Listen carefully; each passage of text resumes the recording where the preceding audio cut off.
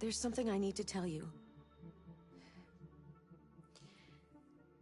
As I watched you play, something has changed in me. I feel different. I feel I am someone. I need to leave this place and discover who I am. It means we won't see each other anymore. I won't be there to watch you play. But I'll be free. Do you agree to let me go?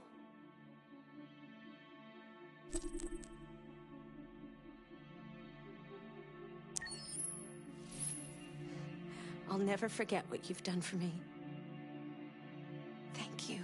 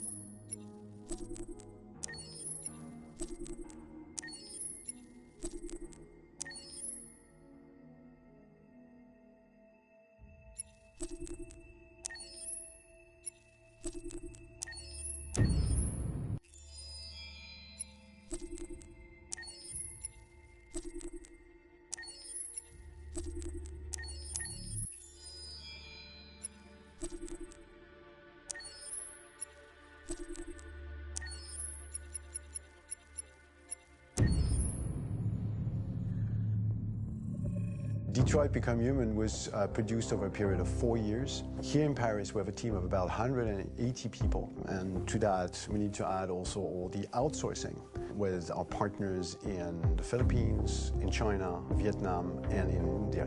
So when we started working on this story, I had to imagine where Kara was built. And for whatever reason, the city of Detroit came very quickly to my mind because it had already an incredible story by itself full of history and themes. So we traveled there with the team and we were really moved by what we saw, and we could really feel the desire to fight and really be born again. And we just continued this curve, this growth, and just imagine what Detroit would be like if the android industry was, using these huge factories to build androids there. A very strong element in Detroit is that there's a lot of industrial wasteland and a lot of nature too, and for us, the graphic designers, it was an incredible playground. The destroyed zones which we wanted to turn into something else. Then in the areas that needed to be rebuilt, we were able to imagine our Detroit of the future. We didn't want to make a science fiction universe, but a world of anticipation. If we chose science fiction, we could have imagined flying cars, extraterrestrials, but those things are very far from our current everyday life. Anticipation is more about gleaning from our contemporary reality, the one we know, because Detroit is set in 2038, and 2038 is tomorrow. The difficulty we had was sticking to reality.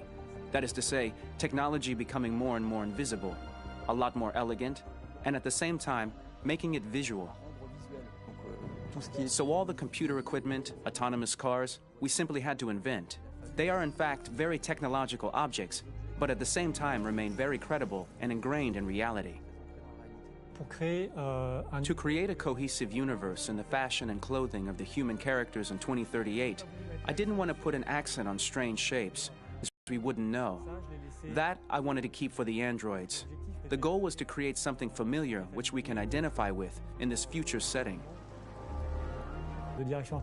Working on the artistic direction for the androids was a bit special because this is a project about the place they could occupy in the human world. It was out of the question for them to be too beautiful or too perfect. They had to correspond to every social class, rich and poor.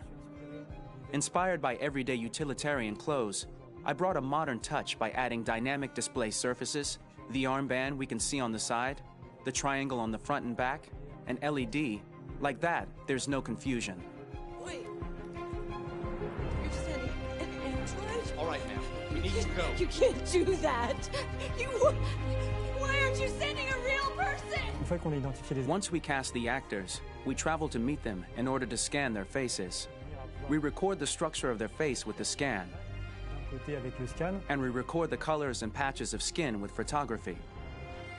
Once we have this information, we will use this as a basis for modeling and creating the characters. The artist will make it more realistic, but will also enrich it. He will propose ideas which we will develop together. Finally, we will have a character with character who corresponds to the project in the world. When the actors come to Quantic Dream, we show them the design, what their image will be, and what they will look like in the game. This extra information gives them another dimension and color to connect with emotionally. It helps them think about how to play their character. Your mission. That's all you care about, huh? You should consult a professional who can help you. Beat it, you hear me? Get the hell out of here! So there are 3 types of shoots at Quantic Dream. Shooting and performance capture, where you capture the whole actor, his voice, his face, and his body. These shoots are obviously done with American actors because the game's original version is in American English. After that, there are the body-only shoots, representing around 250 days of filming, while the performance capture is 100 days of filming. Now, body-only shoots, there are 2 types. There are the action shoots and the technical shoots, which are mokit shoots. Mokit is when the player controls a character on the screen, and he moves in an environment to explore it. This is of particular importance at Quantic Dream, and therefore we shoot a lot to offer a unique context for each scene and each character. To prepare a motion capture shoot, we first get together to look at the sets we need, the animations that we want to shoot, which ones need to be grouped together, or which ones need to be cut and shot at another time. so that we get the most out of the shooting day. This often means shooting scenes out of order, especially those with big props or accessories, like a big car, for example. So we shoot all the animations related to that particular prop first.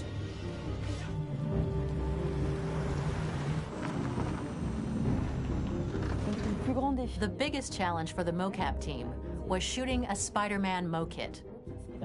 We had to build a wall and attach an actor to a harness with cables so we could pull him up and render him climbing. The shooting on this game total took about, I would say, more than a year, maybe 1 and 2 years, with about 300 actors on set. So it's quite a massive production. But so much happened on this set between the stunts and the shootings with a little girl and all these great actors that we had. It was really a very, very memorable journey for the team and for myself. Today, Detroit has over 37,000 animations. When we retrieve the motion capture data, it's just a cloud of points, which represent all the markers worn by the actors. From this cloud of points, we have a phase called retargeting, which gives us a skeleton. This skeleton will be applied to the characters of the game. There is still work to be done, but this gives us the main movements. Since we are working on something very realistic, we must recognize the actor and also recover all the emotion he expresses in his performance. We use a system of facts, an identity card for each actor. We make the actor do a whole range of facial expressions. Then we recover all the expressions and paste the animations on a puppet that Jan has prepared. I then recover and refine these poses. I might stretch the lip, reinflate a cheek, tiny details that make the finished product really capture the actor. Because of the nature of our mocap system today, when we receive the animations, we're missing eye movements, and so the character has that dead look. He really has no eyes, so then it's a big part of the work for the animators to find the regard of the actor in relation to his position, in relation to the body, etc. It was crazy when I saw the newest model for Kara, because they've been working on it, and this was the first time I literally jumped in my seat. It not only looked so much like me, it was the fact that it looked so lifelike. It wasn't that it looked just like it was a camera, it was something else, you know, but it looked alive. It's exciting, and it's kind of terrifying. Game after game, we learned the rules of optics and filming, and our goal with Detroit Become Human was to have cameras that would actually emulate the optics of a real physical camera. So basically dealing with real-world imperfections was our main task, and just to make cameras look as real as we can. Once the animations are shot and processed by the animation department, integrated and polished, we film them. That is to say, we really do a mise-en-scène, as in cinema. The real difficulty of our job is to know if these cameras are telling us something. Are they in the emotion of the scene? Do they describe exactly what the action must convey, what must be felt? The most important challenge for me was one of the final scenes where Marcus decides to start the revolution and go to the battlefield. Very quickly, we imagined this to be a huge sequence shot. We wanted the feeling of a cameraman running behind us while showing Marcus, the androids who help him, the person shooting at us, etc. Above all, it was necessary to say to oneself, this scene is very violent but does not glorify war. On the contrary, that war is something improbable and absurd. It was really a fun challenge. The idea was to say we have 3 characters. We would like each of them to have a specific cinematography. We wanted Kara to be much more filmed with some kind of handheld camera, to have something very living, very breathing. For Connor, we wanted something very cold and very perfect. And for Marcus, we wanted something epic and spectacular. So it was about the filming, but it was also about the photography.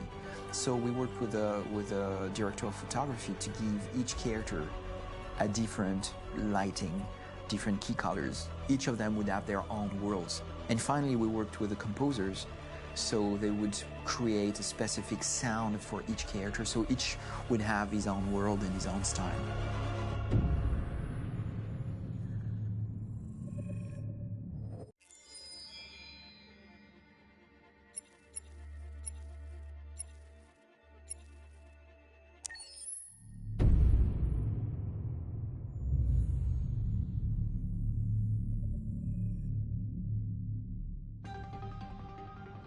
In the space of a few years, androids have completely transformed the world in which we live. By letting androids into our homes and factories, the CyberLife company has made them everyday technology. The founder of CyberLife, Elijah Kamsky, is a very discreet man. Despite being the CEO of the highest valued company in the world and being voted Man of the Year by Century Magazine, he remains a mystery for most people. That's why we at KNC are so excited to be here as CyberLife opens its doors for the first time. Elijah Kamsky, could you please tell us where we are? Certainly, and welcome.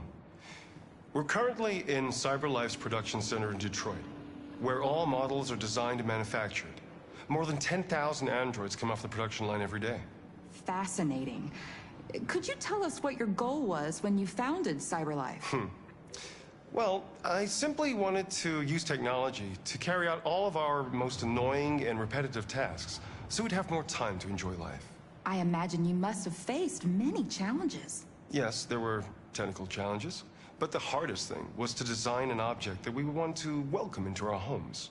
We had to imagine a machine in our own image that resembles us in every way, that moves, breathes, blinks like us, but yet is smarter and more capable than any human being. Let me show you around. We're here in production unit 4.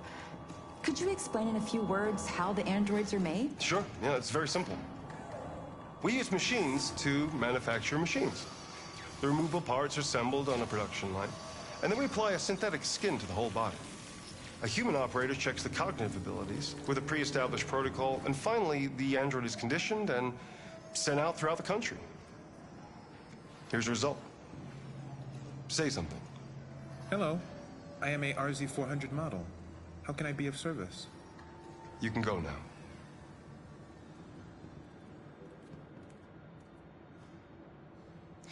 Our androids are already replacing humans in many fields. For example, they represent more than 80% of all university professors and 63% of all medical staff. Tomorrow they'll replace our soldiers, and who knows, maybe one day, our leaders, to make the best decisions in humanity's interest. Come on.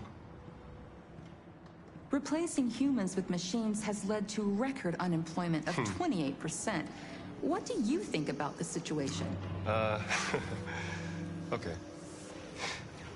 The first steam engines also caused an increase in unemployment. But no one today would imagine turning back the clock. Artificial intelligence makes everyday lives easier.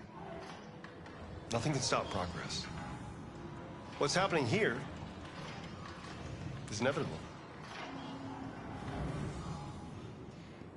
These days, more and more people choose to live with an android rather than another human being. Does this development worry you?